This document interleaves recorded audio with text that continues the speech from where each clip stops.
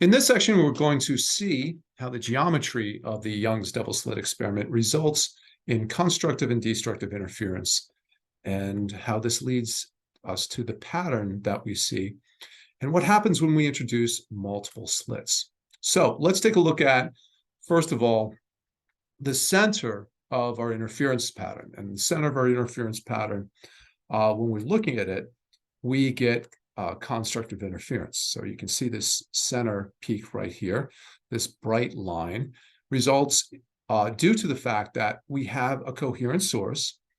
The coherent source sends light through slit 1 and slit 2, and the distance d1 and d2 are going to be equal.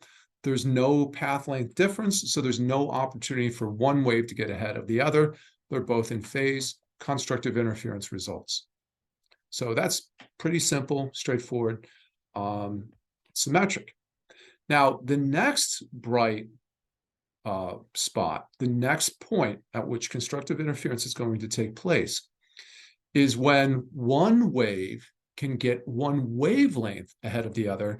So it passes it, but it still is in phase, because a one wavelength difference means that it's gone one extra oscillation than the other one. So now we look at the distance from S1 to S2 in the first constructive interference fringe, our first bright fringe right here away from the center. And S1, or I should say the light from S1, the along path length D1, is going to be one wavelength greater than D2. So we say this little delta right here, the difference between D1 and D2, the path length difference, is equal to one wavelength. That'll be the next condition for constructive interference. Now, if we look at that path length difference, okay, and we superimpose it on the right triangle, we can see that this path length difference is going to be equal to D, the difference between the positions of the two slits, or the distance between the two slits, times sine theta.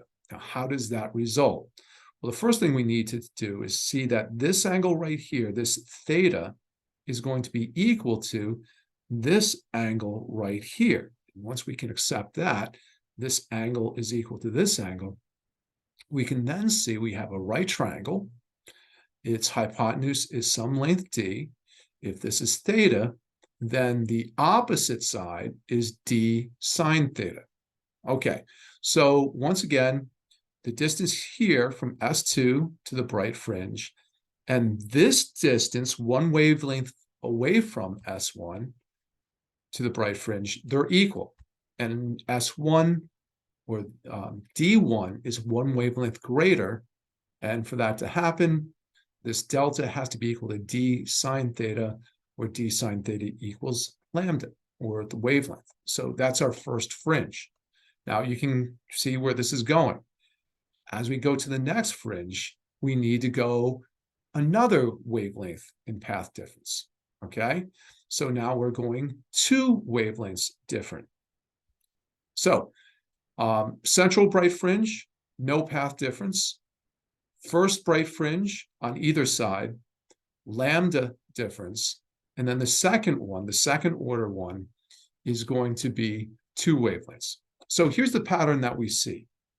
Going back to this right here, d sine theta is going to have to be equal to some integer value of lambda. It can be 0 for the center peak, it can be 1 for the next peak, 2 for the peak after that, so on and so forth.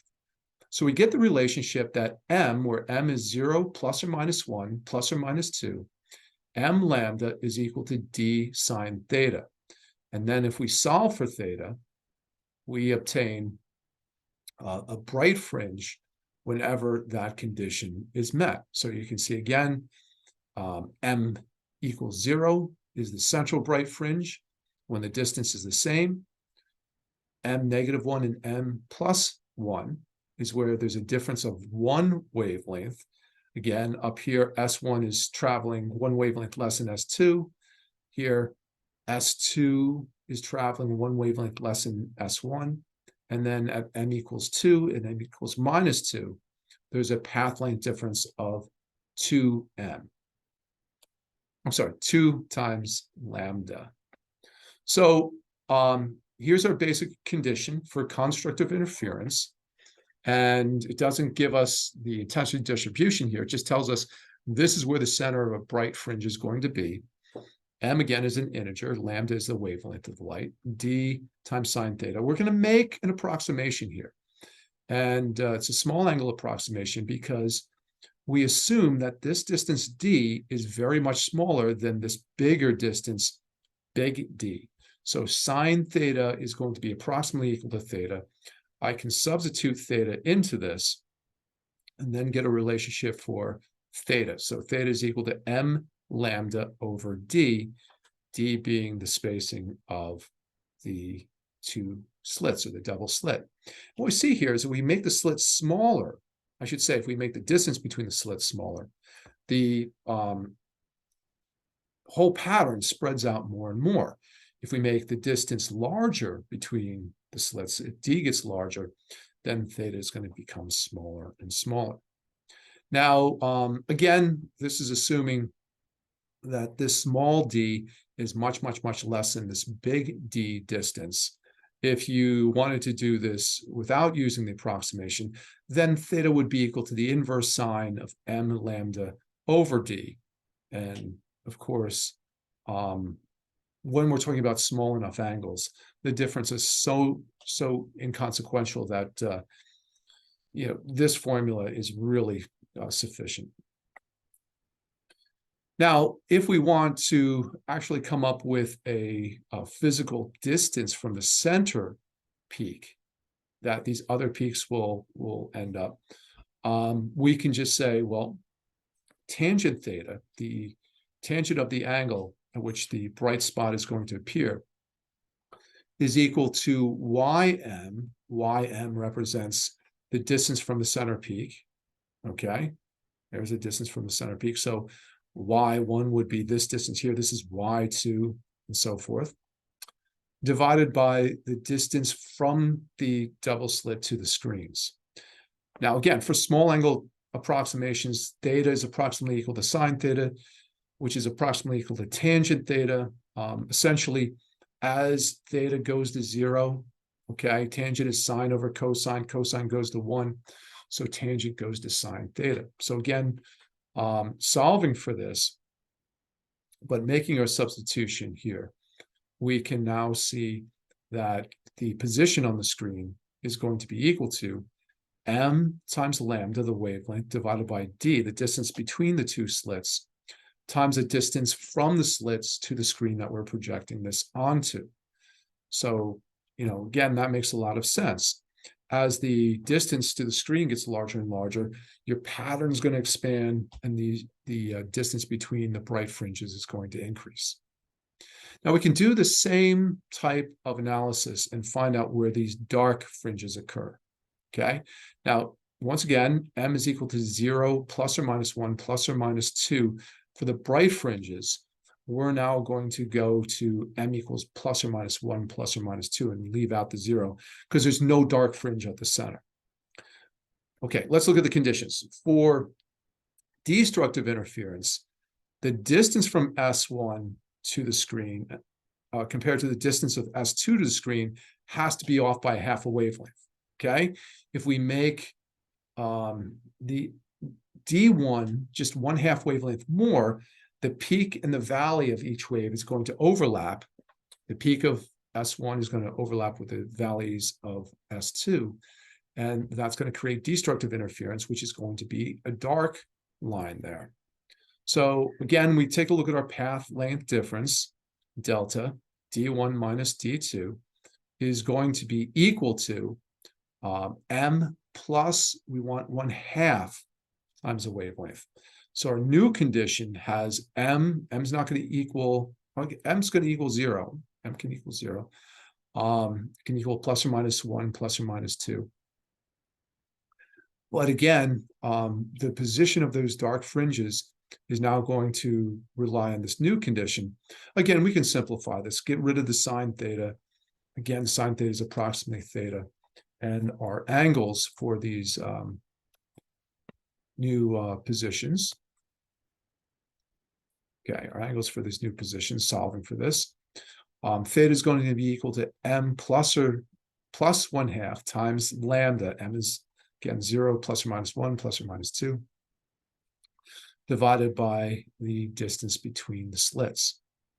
And the same thing can be done with the distance to the screen, okay? Where are the positions for the dark lines going to be? They're going to be m equals 0. This is a little bit strange the way that we have this equation, because your m equals 0 is right here. That 1/2 shifts it by 1. And then here's your m equals -1, m equals +1, so on and so forth. Now, this is looking at the double slit for 3 different wavelengths. And what we notice here is that this is actually projected with 3 different diode lasers. Each has a different wavelength. You've got the red down here, so that's probably around 650. You have the orange here, which is probably around 550, orange-yellow. And then you have the green, which is about 500 nanometers. So that difference in wavelength makes the pattern smaller for the smaller wavelengths and larger for the larger wavelengths. Again, going back to this equation right here, let's go back to the previous equation here. I'm going to go all the way back here. Y represents the position of each of the bright lines here. It depends on which order it is. Is it the center peak, m equals 0, or is it some of the side peaks? The wavelength, the distance between the peaks, and the distance to the screen. So this lambda, if we change the light, the color of the light, again, green light about 500 nanometers, red light about 650 nanometers, that is going to result in a slightly bigger pattern for the red light, okay? Now, again, I ask you to ignore the diffraction effects at this point, but the interference effects are all of these smaller patterns of bright, dark, bright, dark. These dark regions right here, these are actually diffraction effects. They're due to the width of the slits that we use.